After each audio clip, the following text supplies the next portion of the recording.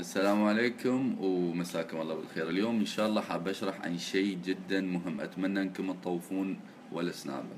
الشرح راح يكون عن طريقة تأمين حسابك في سناب شات من الاختراق.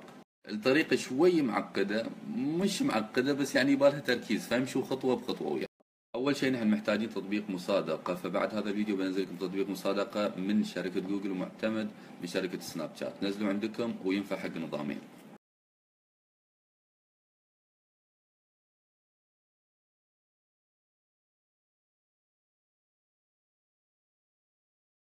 ممكن البعض يتساءل شو فائدة التطبيق هذا، راح نعرفها مع الشرح، ولكن فكرته انه يوفر لك رموز تحقق بخطوتين على التليفون نفسه.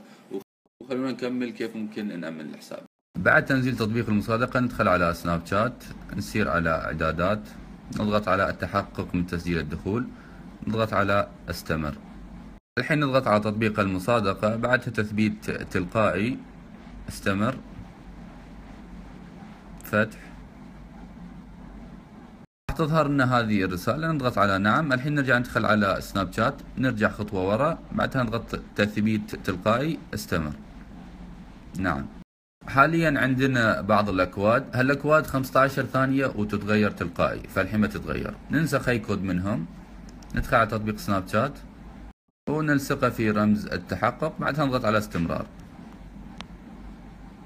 بعدها بتظهر لك هذه الصفحة اللي هي التحقق برسالة نصية، اضغط على اللي موجود تحت إعداد الرسائل القصيرة واكتب هني رقمك، وبعد ما تكتب رقمك اضغط على تحقق ارسال عبر رسالة قصيرة، بتوصل لك رسالة على رقمك. ويوم يوصلك الكود على الرسائل تكتب هني وتضغط على استمر.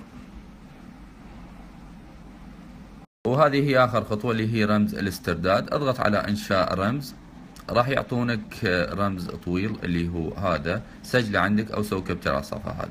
رمز الاسترداد هذا مهم جدا، اكتبه في الملاحظات، سوي كابتشر، حطه في ألبوم الصور، اكتبه في ورقه، حطه في محفظتك، المهم انك تحتفظ فيه.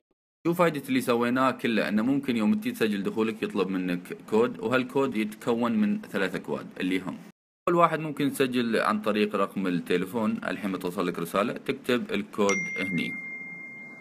ممكن تدخل عن طريق رقم الاسترداد، الرقم الطويل تكتبه هني، او ممكن تدخل عن طريق تطبيق جوجل عن طريق هذه الاكواد.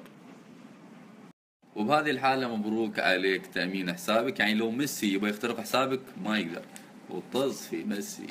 اخر شيء احب اشكر اخوي ابو مكتوم على نشر سنابات اليوم، واتمنى انكم بعد تنشرون سنابات اليوم حق ربعكم عشان يامنون حساباتهم، وبنزل صورة بعد هذا الفيديو ممكن